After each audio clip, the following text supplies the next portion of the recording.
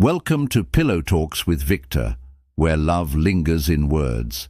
Tonight's story is about a promise, one that survived distance, silence, and the slow turning of years.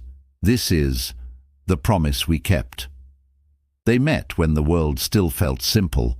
A university courtyard, a spilled cup of coffee, and a look that changed the shape of everything that came after. Arya was studying literature, Noah architecture. She wrote about dreams. He built them. He used to say she made words feel like homes. She used to say he made silence sound safe. It wasn't love at first sight. It was love after 1,000 tiny moments, a shared umbrella, a late-night walk, a quiet understanding that some people arrive and you simply never recover from them. They built their love between deadlines and distance, but just before graduation, Noah was offered a project overseas. 6 months, then a year, then longer. When he told her, she didn't cry. She just asked one question. "Do we wait?" He said, "We don't have to promise forever. Just promise not to forget." So they did.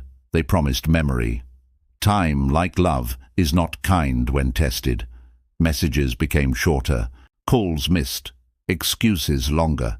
He chased success, designing cities, earning awards, trying to fill the empty hours with work. She stayed, teaching poetry, writing letters she never sent. Still, every night at 10:17, the time he used to call, she'd look at her phone, waiting for a sound that never came, and yet neither moved on completely. Because love, real love, doesn't disappear. It just changes shape. 10 years later, Noah came back, older, quieter, carrying the weight of dreams achieved and the ache of one left behind. He didn't tell anyone he was coming. He just walked through the city they once owned, every street echoing her laughter. When he reached the old bookstore they used to visit, he froze, because there she was, hair shorter, smile softer, reading from a book of poems, her own. She saw him, and the world once again stopped. They didn't run to each other. They just stood there, half smiling, half breaking, wholly remembering. After the crowd left, she walked up to him. "You came back," she said. "I promised I would," he replied. They sat at a small cafe nearby, the same one from years ago, now older like them. They talked about everything and nothing, about who they'd become, about who they used to be. Finally, she asked the question she'd carried for years. "Why didn't you write?" He looked down. "I did. I just never knew what to say after I miss you." She smiled, tears catching in her lashes. "I kept the promise too, you know." He frowned gently. "What promise?" "To not forget." And in that moment, he realized something.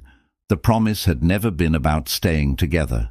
It had been about remembering love kindly, even when life had gone on without it. They didn't try to start over. They didn't need to. Their love didn't need a sequel. It just needed peace. Before they parted, she took his hand and whispered, "Maybe we were never meant to last. Maybe we were just meant to keep our promise." He nodded, and as she walked away, he smiled, not out of sadness, but gratitude. Because some loves are not about holding on. They're about keeping a promise, to never forget what it felt like to be truly seen. If you've ever carried a memory so carefully that time couldn't erase it, you'll understand this story, because some promises don't fade. They just live quietly in the spaces between who we were and who we became. This was the promise we kept.